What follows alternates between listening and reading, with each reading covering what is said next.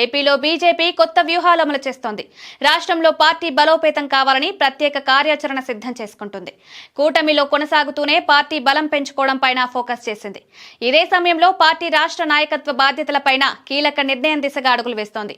పలువురు పేర్లు రేసులో ఉండగా బీజేపీ నాయకత్వం మాత్రం సామాన్య కార్యకర్తకు అధ్యక్ష బాధ్యతలు ఇవ్వనున్నట్లు ప్రచారం సాగుతోంది. ఏపీలో బీజేపీ కొత్త అడుగులు వేస్తోంది. కూటమి ప్రభుత్వంలో బీజేపీ కొనసాగుతుంది. కేంద్రం నుంచి ఈ మధ్య కాలంలో ఏపీకి భారీగా సాయం అందుతోంది.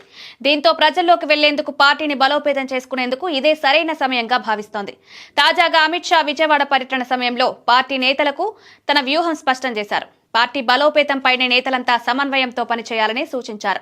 ఇదే సమయంలో బీజేపీ సంస్థాగత బలోపేతంపైన నిర్ణయాలు తీసుకుంటున్నారు. దాదాపు జిల్లాల అధ్యక్షుల నియామకం పూర్తి చేశారు. ఇదే సమయంలో రాష్ట్ర అధ్యక్షుడి ఎంపికపైన కసరత్తు జరుగుతుంది. పలువురు ముఖ్య నేతల పేర్లు అధ్యక్షుడిగా పరిశీలనలో ఉన్నాయి. పార్టీ నాయకత్వం సైతం రాష్ట్ర నేతల నుంచి అభిప్రాయ సేకరణ చేసింది. పురంధేశ్వరిని కొనసాగించాలా లేక కొత్త వారికి అవకాశం ఇవ్వాలా అనేది హైకమాండ్ పరిశీలిస్తోంది.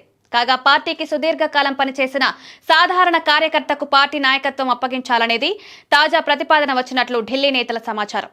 ఇందుకోసం ఏబీవీపీ బీజేపీ యువమోర్చాలో పనిచేసి బీజేపీలో పనిచేస్తున్న ఉత్తరాంధ్రకు చెందిన ఒక బీసీ నాయకుడి పేరు చర్చకొచ్చినట్లు తెలుస్తోంది.